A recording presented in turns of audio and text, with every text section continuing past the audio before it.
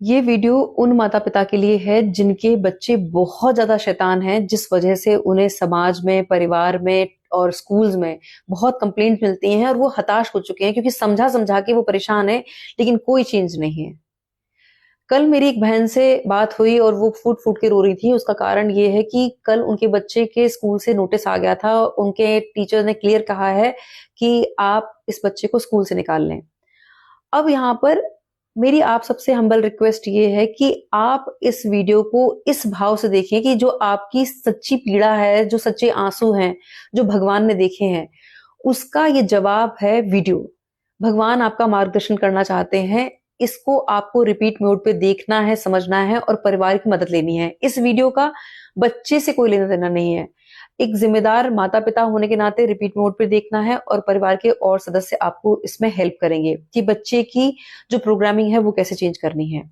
सबसे पहले हमें इस बात को समझना है कि जो आध्यात्मिक दृष्टिकोण है वो हमें ये समझाता है कि कर्मा थ्योरी के हिसाब से जो आत्मा का जो जर्नी है वो बहुत पुरानी है। जो ये शरीर है वो नया है। तो ये बच्चे में जो संस्कार हैं चिढ़ने के और एग्रेसिव जो बच्चा है वो इसी जन्म के नहीं है, वो प्रारब्ध से भी जुड़े हुए हैं। अब यहाँ हमें 2 एग्जांपल्स देखने को मिलते हैं। एक वो बच्चे हैं जो बहुत विरले हैं कि जिनके अंदर अपार ज्ञान है, उन्हें कंठस्थ गीता याद है, उन्हें रामचरितमानस की चौपाइयाँ रटी हुई हैं, क्योंकि वो संचित जो उनका ज्ञान है वो भी उनके साथ आया है इस जन्म के साथ। अब हो ये रहा है कि उनको तो वाहवाही मिल रही है समाज से, परिवार से, स्कूल से। तो उनको वो दिन दुगनी रात चौगुनी उनको ब्लेसिंग्स मिल रही है और वो उनका ज्ञान और कॉन्फिडेंस बढ़ रहा है। अनफॉर्चुनेटली ये जो बच्चे हैं, शैतान हैं, इनको कोई एक्सेप्ट नहीं कर रहा है और हर व्यक्ति उनको क्रिटिसाइज कर रहा है। इनको कर्स कर रहा है और उन्हें ब्लेसिंग्स कर रहा है। तो क्या हो रहा है, बच्चों की सेल्फ इमेज बहुत पुअर हो रही है।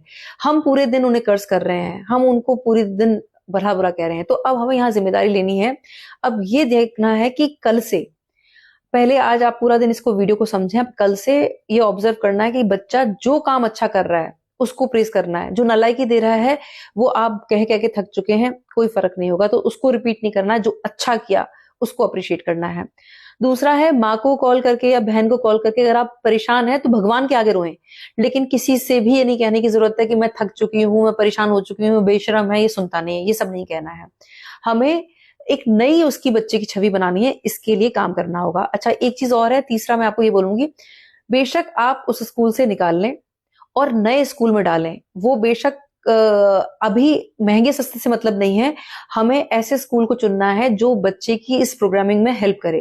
तो जब नया स्कूल में जाएगा तो आपको टीचर्स को क्लियर बताना होगा कि हमारे साथ इस बच्चे की अभी पूरी एक स्टडी चल रही है जिसमें हमें इसको इस तरह की हेल्प की ज़रूरत है। बच्चे को सपोर्ट की ज़रूरत है और इस तरह की आप उसको केस स्टडी बता सकते हैं। तो यहाँ क्या होगा कि जब एक नए स्कूल में बच्चा नए छवि से जाएगा और जब हम उसको रोज़ एनकरेज करेंगे, सपोर्ट करेंगे तो बच्चे की धीरे-धीरे जो आउटर रियलिटी है वो बदलने लगेगी, बच्चे की आत्म छवि बदलने लगेगी, बच्चा कॉन्फिडेंस में आ जाएगा। अब यहाँ पर जो अगला स्टेप है वो ये करना है कि रात को सोते समय अपने बच्चे के सिर पे प्यार से हाथ फेरते हुए विश्वास के साथ अफर्मेशंस देनी है। अफर्मेशंस क्या होते हैं? सकारात्मक विचार होते हैं। अगर आप यूट्यूब पे चेक करेंगे कि बच्चों के लिए सकारात्मक विचार तो आ जाएगा या पॉजिटिव अफर्मेशंस फॉर किड्स, और अगर नहीं मिलता है तो आप कमेंट सेक्शन में टेक्स्ट कीजिएगा, मैं आपके साथ लिंक शेयर करूंगी। आपको अफर्मेशन देनी है क्योंकि जो हमारा अवचेतन मन है वो 24/7 जगता रहता है और सारी प्रोग्रामिंग यही है अवचेतन मन में। तो आपको सिर पे हाथ फेर के बच्चे को ब्लेसिंग्स देनी है कि मेरा बेटा होनहार है, मेरा बेटा लायक है, उसको ब्लेसिंग्स देनी है। और अपनी कल्पना शक्ति में सोते समय उसकी नई छवि देखनी है। आपके आसपास जो भी कोई आपका फेवरेट बच्चा हो, उसकी छवि में आपको देखना है कि आपके बच्चे की नई छवि बन रही है। अब यहाँ पर इसके बाद आपको 2 स्टोरीज याद रखनी है, जो कि इन 2 स्टोरीज को सुनने के बाद ये आप समझ लें कि तीसरी स्टोरी आपके बेटे की है, इसीलिए वीडियो परमात्मा आप तक पहुंचाना चाह रहे हैं। एक बच्चा था स्कूल में और एवरेज स्टूडेंट था, और एक दिन क्या हुआ कि एक टीचर ने उसको लेटर दिया कि अपनी माँ को दे देना। जब बच्चा स्कूल से माँ के पास गया कि माँ ये आपके लिए लेटर है, तो माँ ने जब पढ़ा तो माँ की आंख में आंसू आ गए। माँ ने कहा कि बच्चा बोला कि माँ आप क्यों रो रही? बेटा ये तो खुशी के आंसू है। बोले क्या लिखा है इसमें माँ? तो माँ कहती है कि टीचर ने लिखा है कि आपका बेटा इतना जीनियस है कि हमारा स्कूल छोटा है और हमारे स्कूल में इतने टैलेंटेड टीचर नहीं है जो आपके जीनियस बच्चे को पढ़ा पाए। आप अपने पास इस बच्चे को पढ़ाएं और जब ये बड़ा हो जाएगा तब आप इसको बहुत अच्छे स्कूल में भेज देना। बच्चा खुश हो जाता है। उसके बाद जब तक वो माँ जीवित रही तब तक उस माँ ने अपने बच्चे को अपने पास ही घर पर पढ़ाया। माँ की मृत्यु के बाद वही बच्चा थॉमस एडिसन बना, साइंटिस्ट। अब जब वो थॉमस एडिसन साहब एक दिन अपना कोई इंपॉर्टेंट डॉक्यूमेंट सर्च कर रहे थे तो उन्होंने अपनी माँ के पुराना बॉक्स खोला तो वहां पर उनको वही वो मिला लेटर।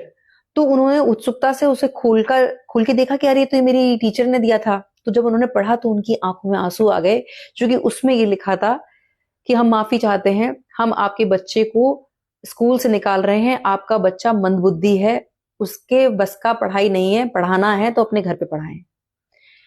उनकी आंखों में आंसू थे। भावुक होके थॉमस एडिसन साहब ने अपनी डायरी में एक नोट लिखा और कहा, उसमें लिखा कि एक मंदबुद्धि थॉमस को उसकी मां ने जीनियस बना दिया। ये होती है विश्वास और शब्दों की ताकत। अब ये दूसरी जो मैं कहानी आपको बता रही हूं वो ये कि एक बचपन का बच्चा था माइकल। माइकल जो था उसकी बड़े हो गए, उम्र जैसी उसकी उम्र बढ़ी 12-13 साल में उसकी संगत खराब हो गई, नशे में पड़ गया। फिर उसके बाद नशा मुक्ति केंद्र उसको भेजा गया। उसकी माँ का भगवान में बहुत विश्वास था, भक्ति करती थी।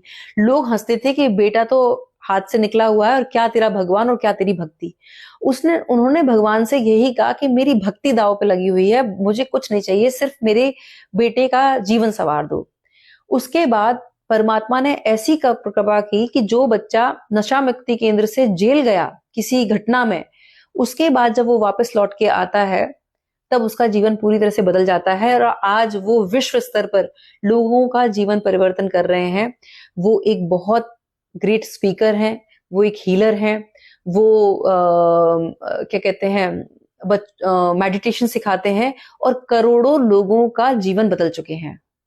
ये होती है विश्वास, आस्था और शब्दों की ताकत।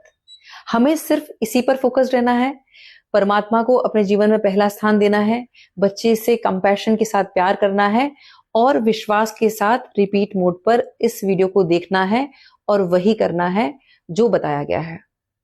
मैं ईश्वर से प्रार्थना करती हूँ कि जल्द आपके जीवन में आनंद मंगल हो और ईश्वर बच्चों को मार्गदर्शन दे।